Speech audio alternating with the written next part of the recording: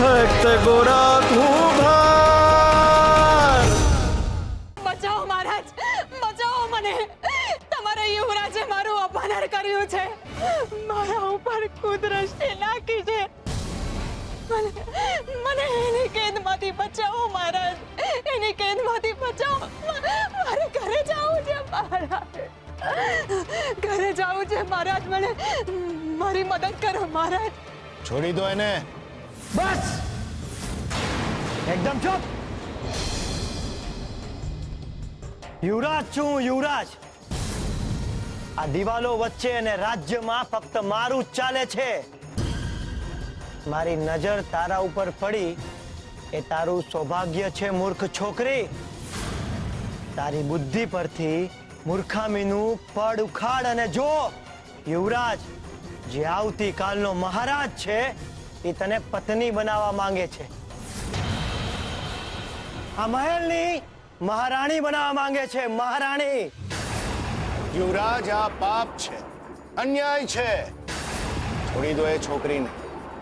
આ છોકરી સાથે આવું વર્તન કરીને તમે તમારું પદ અને આ રાજ્યની પ્રતિષ્ઠા પર કલંક લગાવી રહ્યા છો. કેવું કલંક?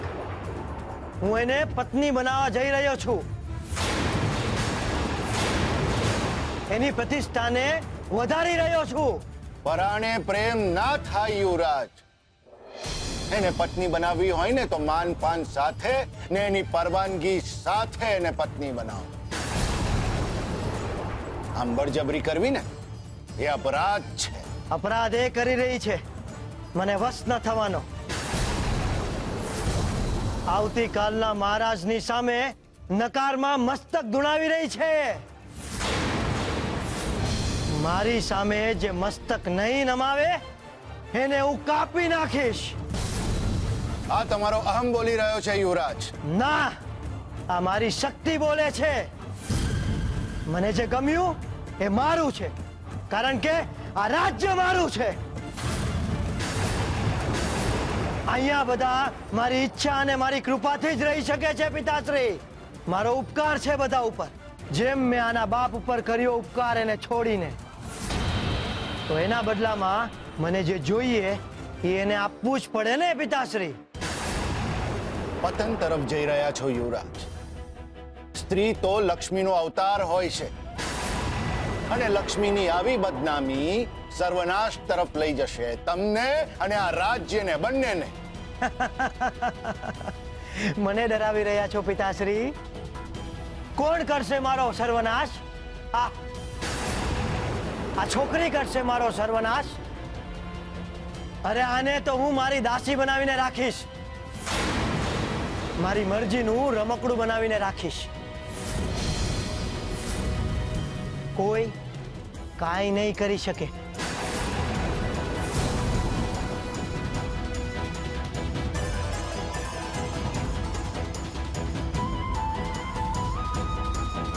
તું ચિંતા નહીં કર.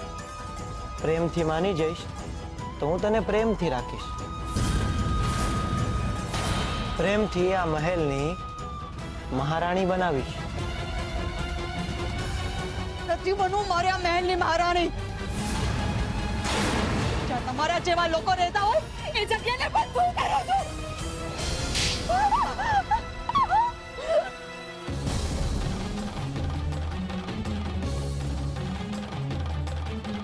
મહારાજ, હા શું થઈ રહ્યું છે? સારું થયું ગોરા ભગત તમે આવી ગયા. અમારો દીકરો હાથમાંથી નીકળી ગયો છે. અહંકાર એના મનમાંથી ઉભરાઈ રહ્યો છે અને અન્યાય અને અનર્થની બધી સીમાઓ એ પાર કરી રહ્યો છે. ગોરા ભગત, હવે તમે જ એને સમજાવો, એને જ્ઞાન આપો અને સાચો માર્ગ બતાવો. એક પણ શબ્દ નથી સાંભળવો મારે. આ મારો શિકાર છે અને આને હું જ સિદ્ધિ કરીશ. સિપાહીઓ, જાઓ એને લઈ જાઓ કારાવાસમાં. જ્યાં સુધી આની શાન ઠેકાણે ન આવે ત્યાં સુધી એને કારાવાસમાં રાખો. ભૂખ અને તરસની પીડા જેને સમજણ આપશે ત્યાં સુધી હું બીજાની શાન ઠેકાણે લાવું છું. નહીં નહીં મહારાજ, લઈ જાઓ અને નહીં મહારાજ, મહારાજ બચાવો, નહીં બચાવો મહારાજ, બચાવો મહારાજ, બચાવો મહારાજ, મહારાજ. તું મને શિખામણ આપીશ? બહુ શોખ છે તને ભગત વેળા કરવાના. પોતાની જાતને વધારે પડતો જ જ્ઞાની સમજે છે તું. તમે ખોટું સમજી રહ્યા છો યુવરાજ. હું અહીંયા કઈ સામે ચાલી ન થયો. તો કોણે બોલાવ્યો છે તને?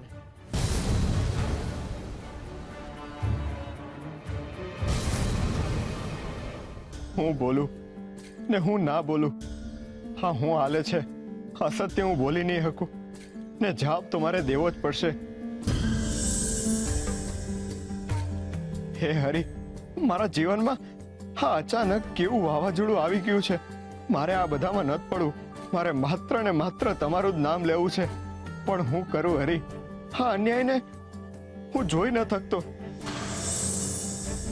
એક બાજુ અન્યાય સામે પડકાર આપવાનું મન ખાય છે, તો બીજી બાજુ શાંત જીતે બધું મૂકીને તમારી ભક્તિ કરવાનું મન. મને ખબર છે બીજાનું દુઃખ જોઈ નથી શકાતું ને મારું સુખ માત્ર તમારામાં જ છે. સમજાતું નથી કે કઈ બાજુ જાવ. શું વિચારે ભગત? જવાબ આપ. શું કામ આવ્યો છે અહીંયા? યુવરાજ, હું અહીંયા બીજા કામ હાટું આવ્યો હતો, પણ તમે એ છોકરી હારે કર્યું ને એ યોગ્ય નથી, પાપ છે.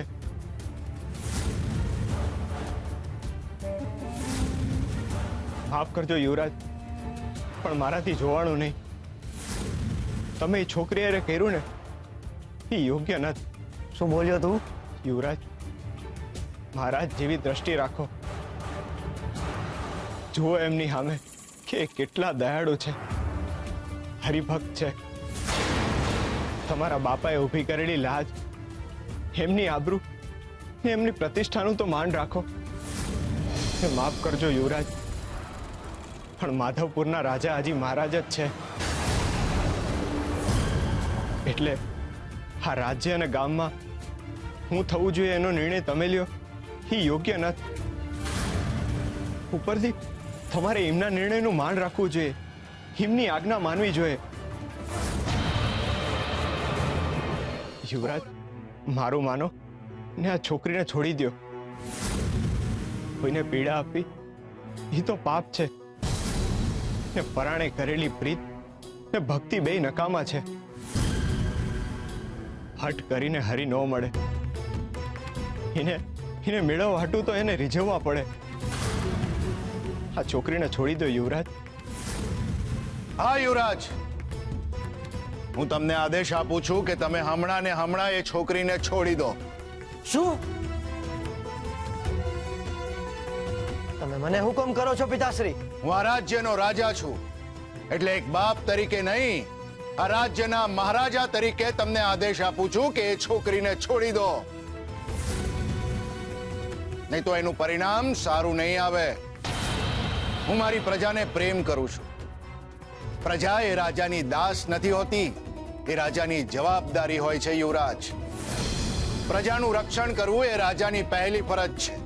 પ્રજાનું રક્ષણ કરવાની જગ્યાએ પ્રજાનું ભક્ષણ કરી રહ્યા છો યુવરાજ.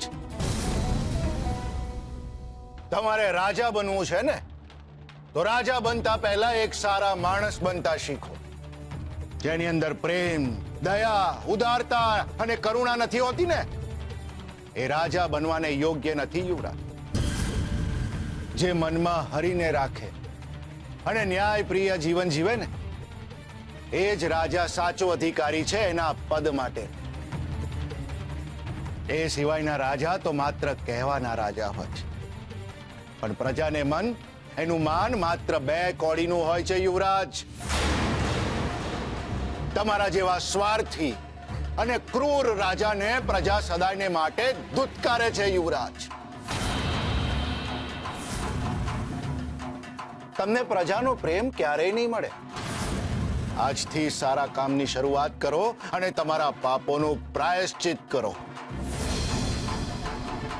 અને હું પણ તમે કરેલા પાપોનો સાક્ષી છું, એટલે પ્રાયશ્ચિતની શરૂઆત પણ હું જ કરીશ.